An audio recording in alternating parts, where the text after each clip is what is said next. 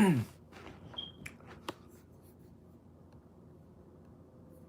right, Shalom.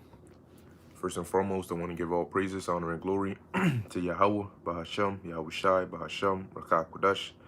Double honors to the apostles and the elders of Great Millstone, and peace and blessings to the elect.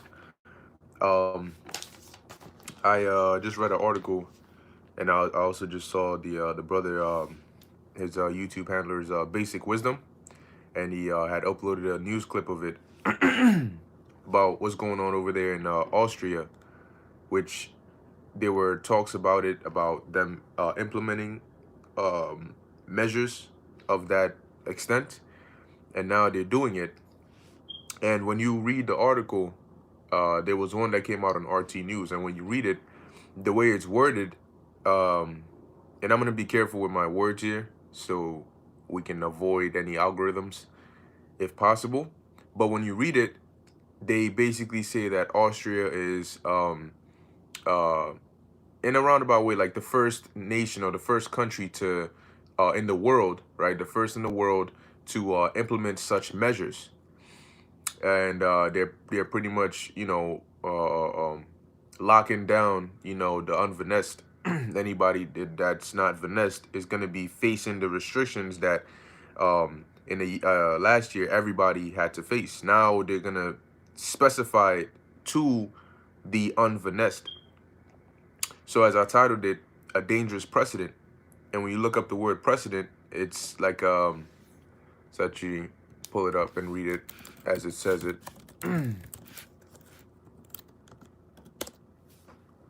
So the word precedent, it says here, an earlier event or action that is regarded as an example or guide to be considered in subsequent similar circumstances. Okay, and I'm going to read it again. An earlier event or action that is regarded as an example or guide to be considered in subsequent similar circumstances. So what they're doing is setting a dangerous precedent. They're implementing something, which is like an action.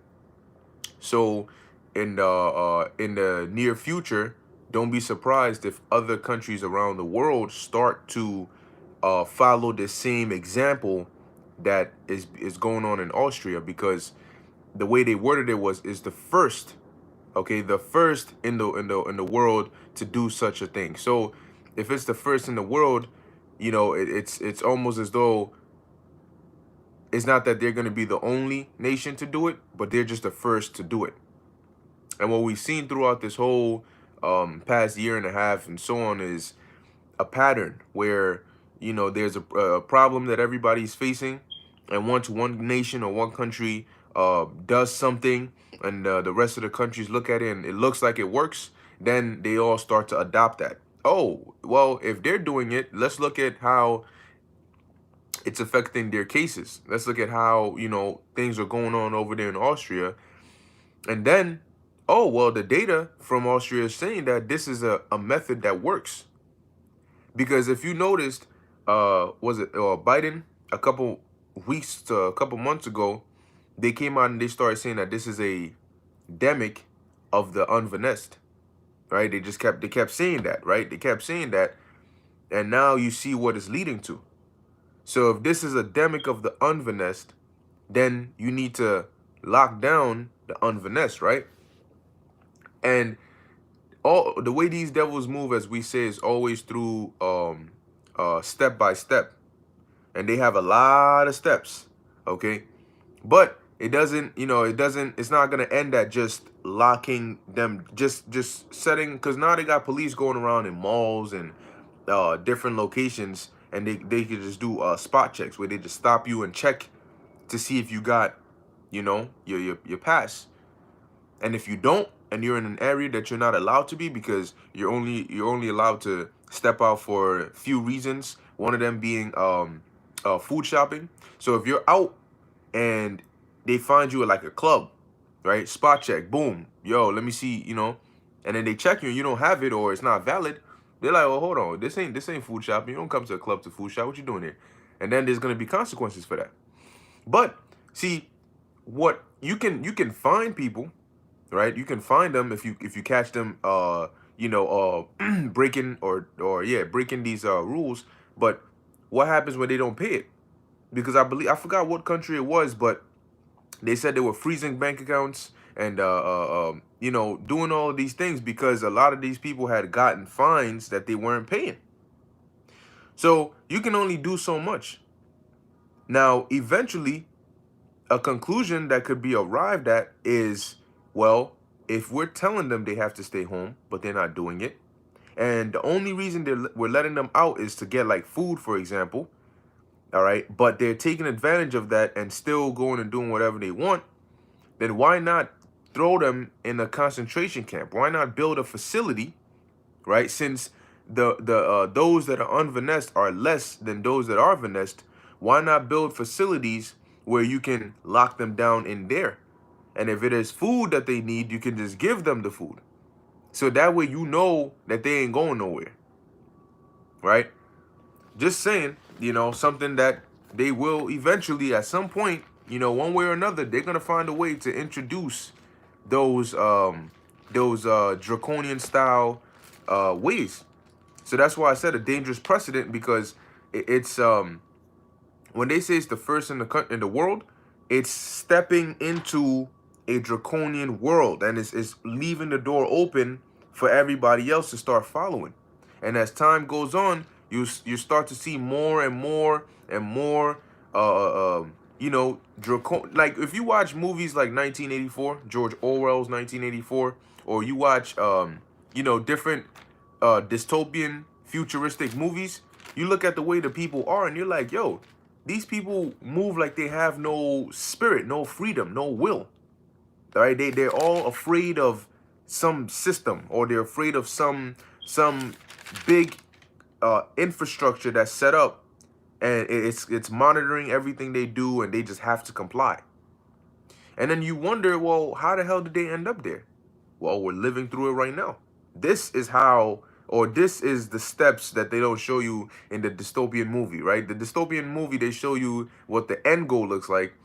But right now, we're living in the preliminary steps that lead to that point. They're training people, okay? That's what they're doing. They're training people to get used to it. Yeah, gradualism, to get used to having to show, this to do this. If you're out, why are you out? Unless you can verify or, show us something that can validate why you're out, or why you're this, or why you're that, then you can't do it. You can't partake. You can't do this. And that's all preparing people for the ultimate thing. Because see, their end goal doesn't stop at this Vanessa. Really what they want is that, that charagma, the MOTB.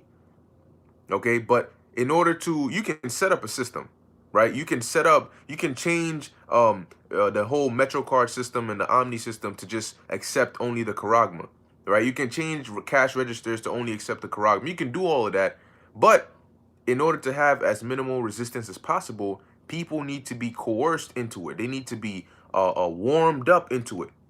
You have to like slowly push them towards that direction. So when they start to see the cashiers disappear, and the credit card swipers and all that disappear, and just scanners for your charagmas, you know, it's gonna be normal. It's not gonna be too different for them. They're not gonna be going from hot to cold. They're gonna be transitioning. All right, so it's gonna be almost seamless. But we know, according to the scriptures, that this devil is not gonna succeed. So let's go to the book of Micah, or let's start with the book of Micah. Yep, it's all a buildup. That's right. That's the title right there. It's all a buildup. All right. Anyway, let's start with the book of Micah, chapter 2. Micah chapter 2, verse 1. And it says, woe to them that devise iniquity and work evil upon their beds. When the morning is light, they practice it, because it is in the power of their hand. See, so these devils, okay, that come together and devise iniquity, they plan these things. They think they think they have demons, they have councils, right? When you go into Isaiah the 19th chapter, it talks about their councils, about how the Lord is going to destroy it and bring it down. Nevertheless, it talks about their councils. They're wise men. The same way, going back to ancient Babylon, when Nebuchadnezzar had that dream, who did he call? His wise men, his astrologers, his soothsayers. So they all have councils. Their upper echelon, they have councils and people that they talk to about certain things. All right, because these elites, they physically themselves, they do shit, but they don't do it on the level of a certain degree. That's why they have certain satanic priests and so on and so forth to do the specific rituals and this and that and whatever the third. Okay, so they have these councils and they come together and they think and they simulate these things and they throw different events here and there, and they're patient, right? They're patient, but that's why Biden said their patience is wearing thin. See, they can say, damn, we want to implement this thing here, but it's a big thing that we want to implement, right? So over the span of 80 years, over the span of 100 years, you know, like 100 years in the future, this is where we want to be at. So this shit isn't like some you know, next day plan that they've no. And this is because it's prophecy. The Lord has put this specific plan into their mind that they've had for so long, and they've passed down to their children and within their families to continue it, so that at the end of the day they can arrive at the destination of prophecy. So they might say, throw out a pathogen over here, let it cause this, that, and the third, and see how they react to it. Okay, then, you know, come up with something for it, and then, all right, boom, end it. Then, like 10 or 20 years down the line, okay, do another one, but do it this way. You know, because from the first one we did, we got this much information, but now if we were to tweak it this way, how would they react? You know, how could we put certain things into place? And over the years, you know, they'll throw this here, and then they'll keep it at maybe every 20 years or every 15 years or every 10 years. These things are all planned. You know, okay, now start causing this here. And then they might set up something from, they say, okay, throw this here now. And then 50 years in the future, they might say, okay, now, you know, come back and take some information and some things from here and then add it here. You know, so they do it, and you got, imagine you're like 7 years old and they set up some incident. And then 50 years later, now you 57, and now they're still pulling shit from that event that happened when you were 7 years old.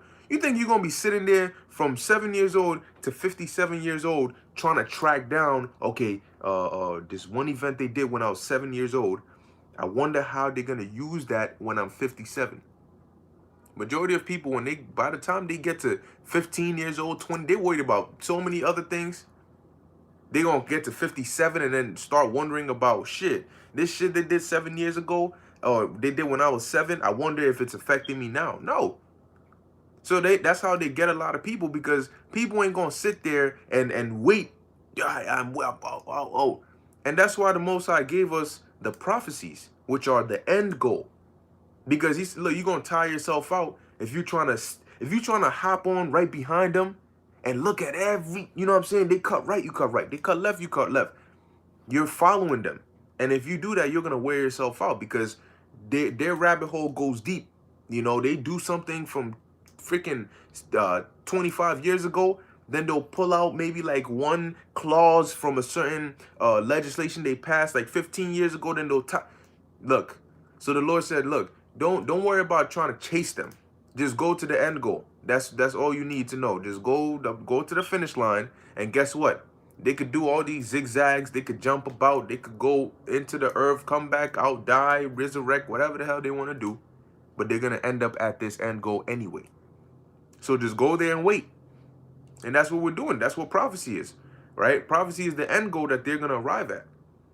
You know, so we look at where they're supposed to be, and we look at how far they are from that, and that's how we can gauge and measure the times diligently. We can look at this whole Vanessa and say, this is awfully similar. I think I see somebody all the way back there, and they're getting closer and closer and closer. You know, and they're getting real close to implementing this prophecy. Okay? That's why it's so important to know and understand prophecy. Okay, so I'm gonna read Micah chapter 2 verse 1 again. It says, woe to them that devise iniquity and work evil upon their beds. So these are actual counsels that they have.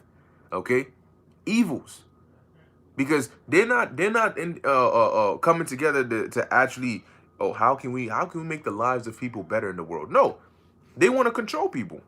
They want to play the role of God. They want you under them. Okay, it says here, when the morning is light, they practice it because what? It is in the power of their hand. Job 9:24. So because they have that power to rule the earth right now, they're taking advantage of it. But what they're trying to do is create a system that can allow them to prolong their rulership past what the Lord has given them. And that's where they're going to fail. Because by the time that they get set to fully have this plan in fruition, implemented to the fullness of it, their time is going to have run out. And the Lord said they're not going to get even a millisecond extra. So their time is going to run out.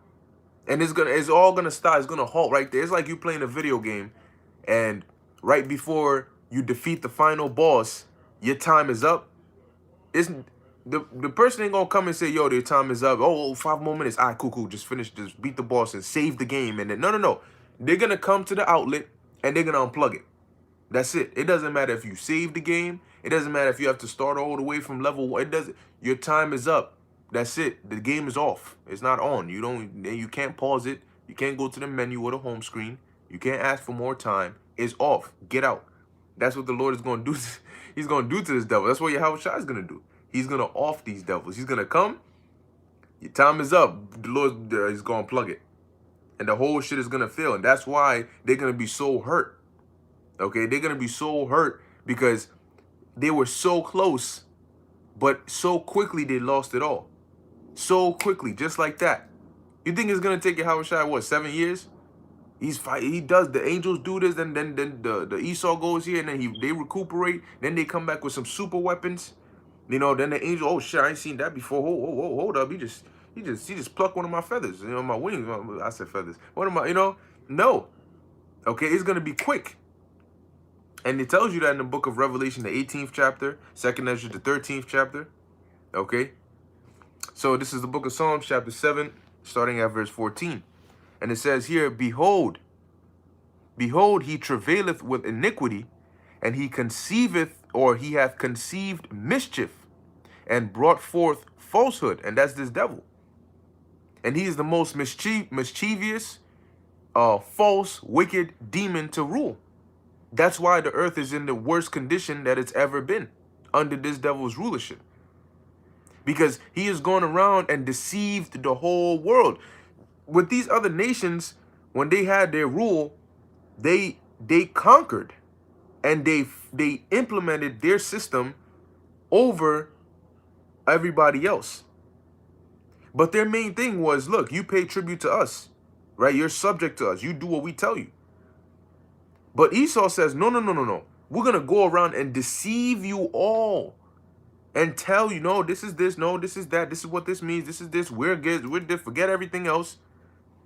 Okay, so they've gone past just conquering you and then you just got to pay tribute to them. No. This devil said, no, I want more. I want to first, because if you think about it, right, if you were the devil and you say, well, I want to control the whole world. If right now the world is diverse, right, you have Elamites that believe in this and they do this. You have Moabites that believe in this and they do this. Ammonites, Ishmaelites. Okay, you have all these different. It's like having to conquer so many different types of people and have them under your rule. And while you got this one here, you got to worry about this one rebelling. So what does this devil say? Well, why fight like 10 different battles if I can just fight one battle? So if I can just get all of them into one and then conquer that one, then boom, voila, pyramid. I'm on top. Okay? So that's why their mind was, look, break down all these different forms of governments, break down all their slowly but surely. Because really, the least expensive battle in terms of physical energy that's being exerted is the battle of the mind. Because if they can deceive these people, they don't got to physically come there and go to war with you. They can go to war with your mind. And if they win that war, why do they need to spend millions of dollars on weapons and soldiers and troops to come and physically grab you and do this, and then you're still fighting back? If they just disarm your mental defenses, yeah, that's it. And instead of you fighting against them, you fight on their side. You become like a buffer zone for them.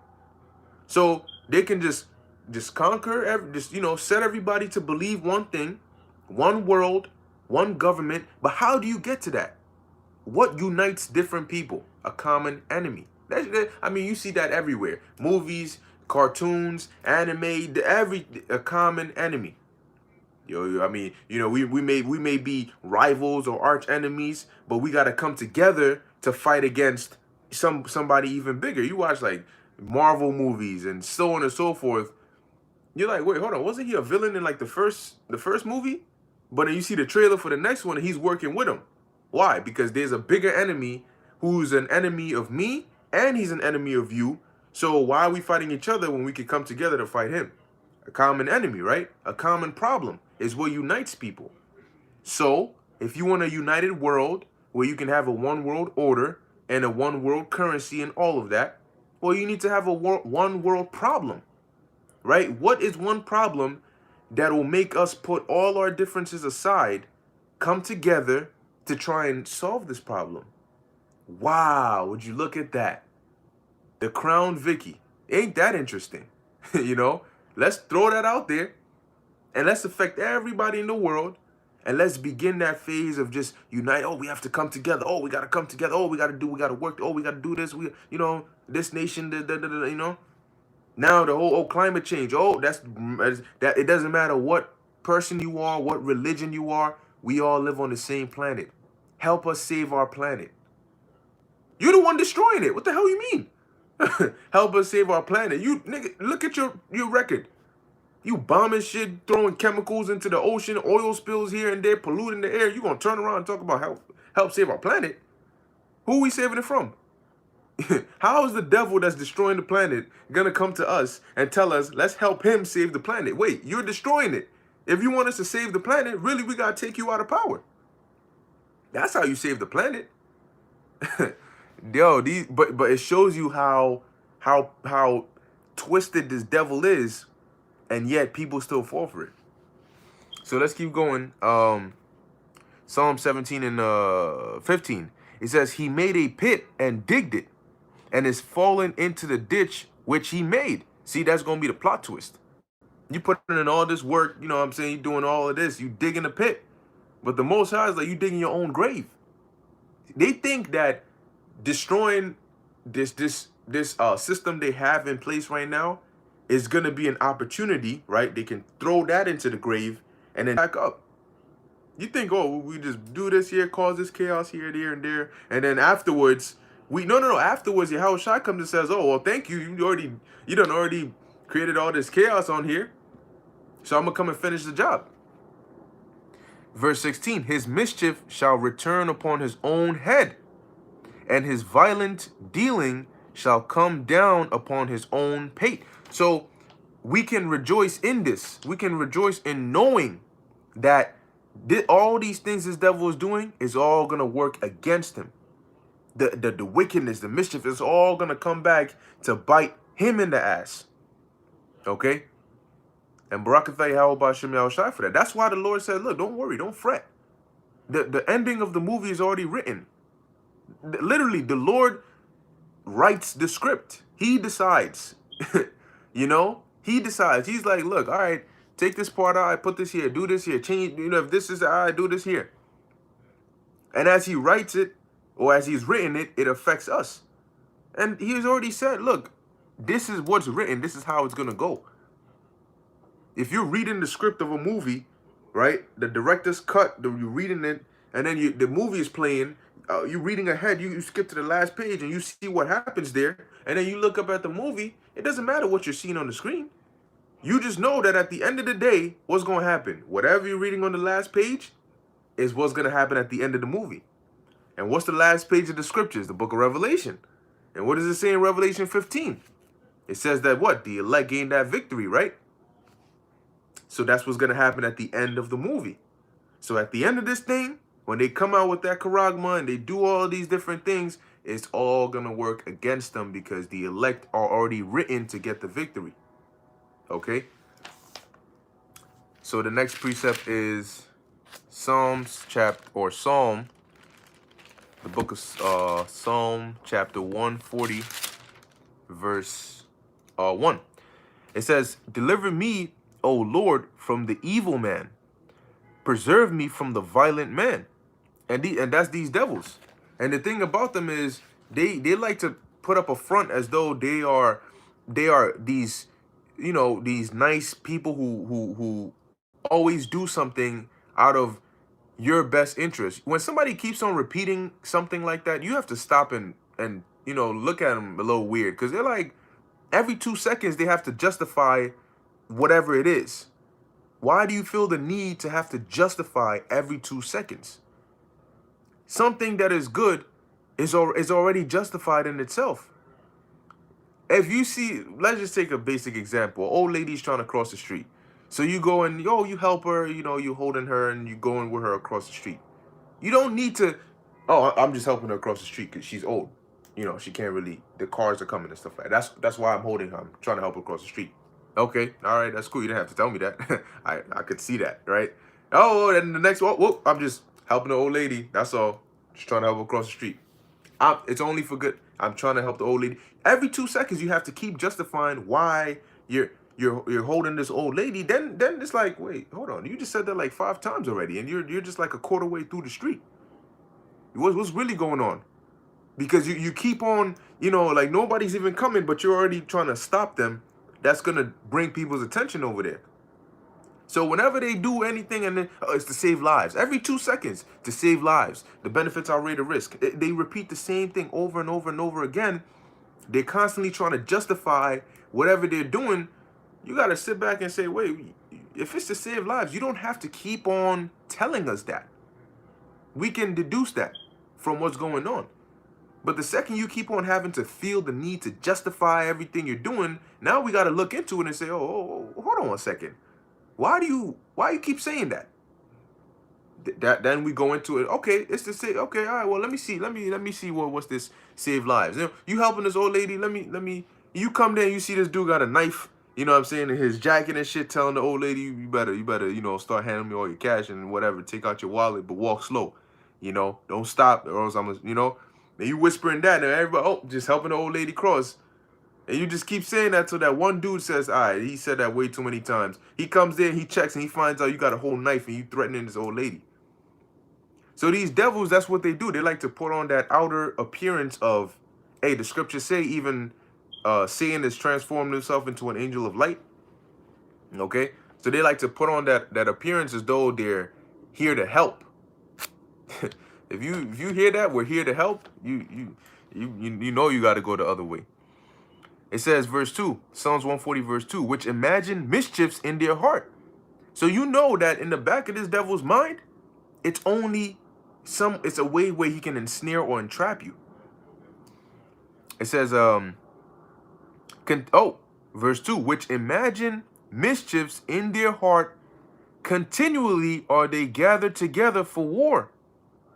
But this is the mind of this devil. And that's why the scriptures say, never trust thine enemy. Never.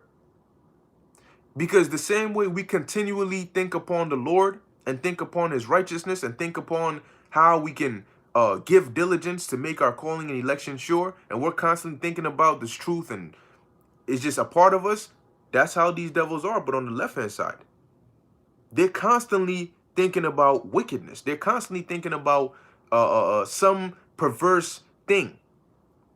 Some way. See, we have a goal, which is to get to the kingdom of heaven. They also have a goal, which is to get to the kingdom of hell. No, but they have a goal, which is to achieve their new world order. Okay, so the same way we got that drive, and we're constantly every minute we get, we're working to get to the kingdom. They're also working to get their new world order. That's their kingdom.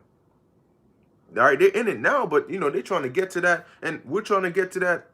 Okay, so you know that if you come to us, you're gonna constantly, if you come to an individual that's rooted in the truth, you know, that's constantly meditating upon the right things, you're gonna hear, you know there's a certain energy you're gonna get continually. If you come today, if you come tomorrow, vocab learned that the hard way. You know, no matter how many times you come, you're gonna hear and get that same vibration. You're gonna know, yeah, this guy's always on that type of time. Well, that's the same thing with these devils. If you go today or you go tomorrow or the day after, they're always going to be on a wicked type of time. So you can't say, oh, that was 20 years ago, so they might have changed. No, they don't change. They're still working towards their new world order. They were working towards it 20 years ago, and they're working towards it today. So they're not going to change. The scriptures tell you that even when Yahushua comes, you still going to have some devils that are still not going to bow down and humble down and accept their punishment. I mean, that's the pride of these devils. And that's why we're going to have that nice iron scepter to get the job done. Okay? Verse 3. They have sharpened their tongues like a serpent. Adder's poison is under their lips. Keep me, O Lord, from the hands of the wicked. Preserve me from the violent man who have proposed to overthrow my goings. So we see the things they're doing now. We see the precedents they're setting. And we're praying to the Lord that he keeps us in these times. Because it's only going to be by the Lord's mercy that we're going to make it out of these times. Because we're going up against the forces of the world. But you know what? We have the power that controls it all on our side. Verse 5. The proud have hid a snare for me and cords. They have spread a net by the wayside. They have set gins for me. And that's what they're doing. They're setting traps. They're setting up a society where if you don't comply with them, you cannot survive in it. That's going to be the ultimate trap, the temptation. They're setting up traps everywhere. But we understand that through the spirit and power of Yahweh B'Shem Yahushai, that we're not going to get caught in those traps. Because the Lord told us that. Verse 6, it says, I said unto the Lord, thou art my God. Hear the voice of my supplication, O Lord. And the Lord is hearing the voice of our supplication. He's hearing our sighing and our crying. And those of us that are of the elect, he's setting that mark of exemption upon us. And that means we're going to be exempt from judgment. Because whether the Lord uses Esau to do it, or he does it in another means, it's still judgment. Judgment is still judgment. And if you're exempt from judgment, then it doesn't matter what Esau tries to do, it's not going to affect you. The Lord is always going to provide a way out. Verse 7, O God, the Lord, the strength of my salvation, thou hast covered my head in the day of battle. Grant not, O Lord, the desires of the wicked, further not his wicked device, lest they exalt themselves. And the only reason the Most High is going to allow these devils to even get remotely far is because it's in the interest of prophecy, meaning it's in our best interest. It's funny, right? But the Lord allowing Esau to do this bullshit that he's doing is going to be in our best interest. Because if the Lord didn't let this devil move forward with his plans, we would stay in this condition. Until this devil moves forward with his plans, we're going to be in this condition of hardship, of being on the bottom, of being under these curses, of being subject to these mortal bodies that deteriorate, that degenerate, and that die. So this devil has to further his plans. He has to come out with the charagma. He has to fashion this system to the point where it seems as though if you don't comply, you're going to die. He has to do that before we can move forward and finally get to the end, which is going to come with that renewal, that rejuvenation, that victory, the new bodies, the salvation, the destruction of this place. So that's why, yeah, this devil is coming with some wild shit, but that is necessary for us to be able to gain the salvation that we're looking for. So when we see these articles and people are like, yo, but that's bad news, to us it's not bad news because it's necessary news for us to get to the good news. So in essence, it's a prelude to good news, which makes it somewhat good news. Um, and now this is the book of Second Ezra, chapter 16, verse 70. And it says, "For there shall be in every place and in the next cities a great insurrection upon those that fear the Lord." And why is that? Because those that fear the Lord are not going to comply with the rules and regulations of the devil. The devil is going to say, oh, you got to do this, or you got to do that. And we're going to say no. And they're going to, and that's going to be because the plans that they're setting is not just a one city or a one state or a one country thing. This is supposed to be a global thing. So they're going to try to implement these precedents and these plans everywhere. And when it comes to areas where those that fear the Lord are, they are not going to comply with these regulations. Right now, it doesn't mean go be a rule breaker, but what it does mean is if they come and tell you, yo, you say no, okay? And then what is going to happen? They're going to come on you, with consequences, to the point where they're going to start coming and grabbing people up. They're going to start searching for people like an inquisition. They're going to start looking for people. I mean, that's where this whole Austrian thing is leading to. You're going around malls and different areas. You see somebody, you might suspect, let me see your, and you might do this. They're literally going, and then, how long until it's just search them out? Instead of waiting and checking no, just go and find anybody that's not, finessed. Find them and round them up and capture them, because we don't need them sneaking around different places.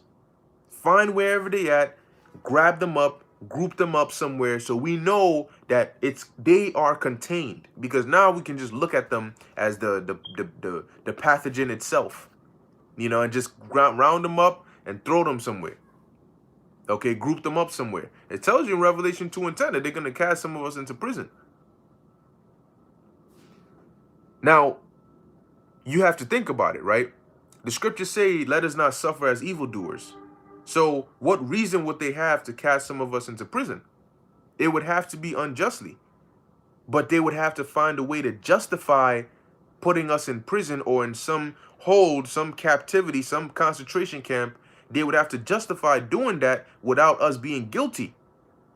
And how do they do that? Well, they're going to create laws or rules or regulations that they know that we're going to have to, quote unquote, violate them just by nature of us serving the Lord, like they did to Daniel. They knew Daniel wasn't going to go and do something horrendous. So what did they do? They had to make the law or the rule something crazy. So crazy that regardless of what Daniel did, he would end up violating it. So they look at something that you always do, and it's not a criminal act, but you always do it, and then they say, you know what? We're going to criminalize that.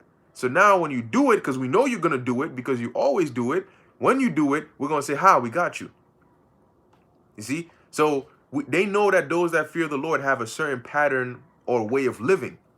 And so if we can make that way of living a criminal act or an offense, then we know we're going to get them, because we know that they're going to do it regardless. And the second they do it, grab them up. So if we say, hey, if you don't take this thing, we're going to throw you in this, you're going to be considered a criminal. You're going to be considered a threat to public health, and we're going to need to isolate you all. We know that they're not going to do it. So, we got you. But guess what? The Lord got you. Do you honestly think that you're going to, you throw us in a concentration camp. All right, you have doors, you have fences, you have guards, you have guns. But what is that? Those are all carnal things. We have a actual spiritual power on our side.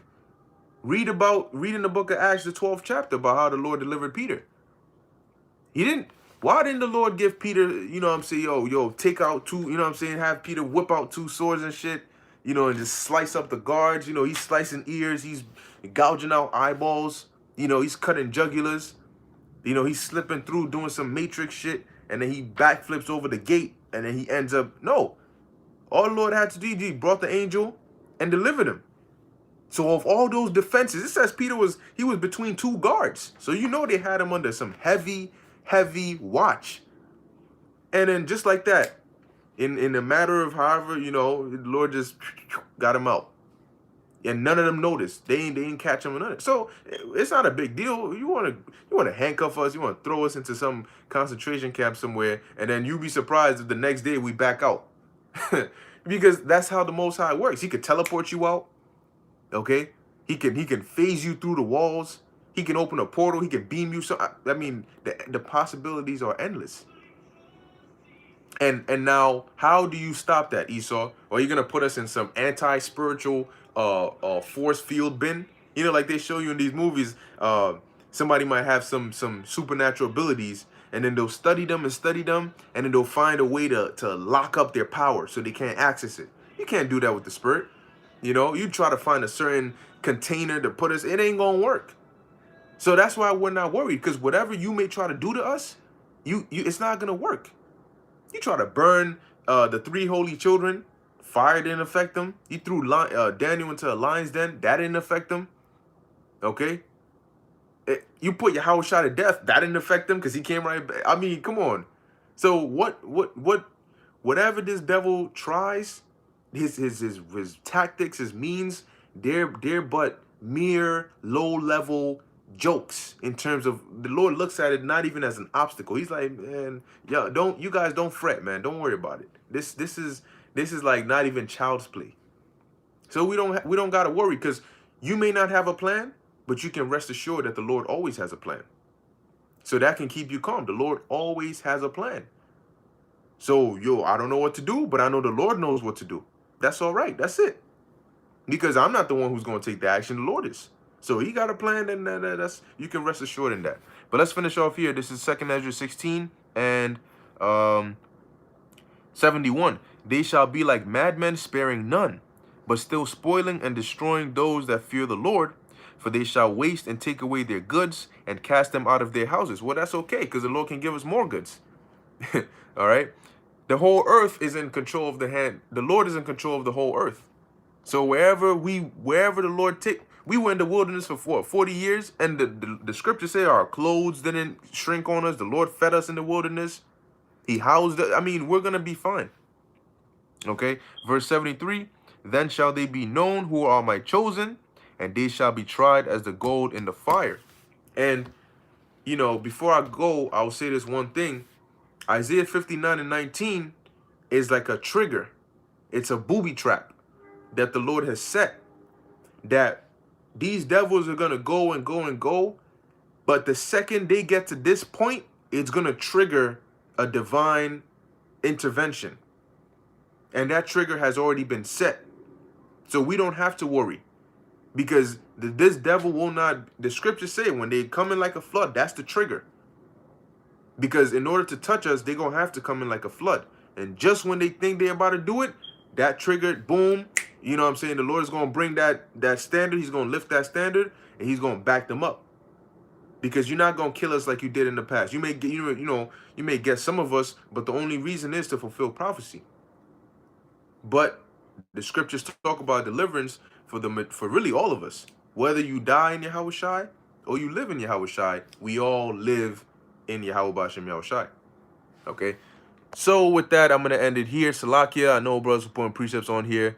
I didn't really get to them. But Lord willing, this lesson was still edifying to the elect. In closing, I want to give all praises, honor, and glory to Yahweh, Bahasham, Yahweh Shai, Bahasham, Rakah Kodash. Until next time, Shalom.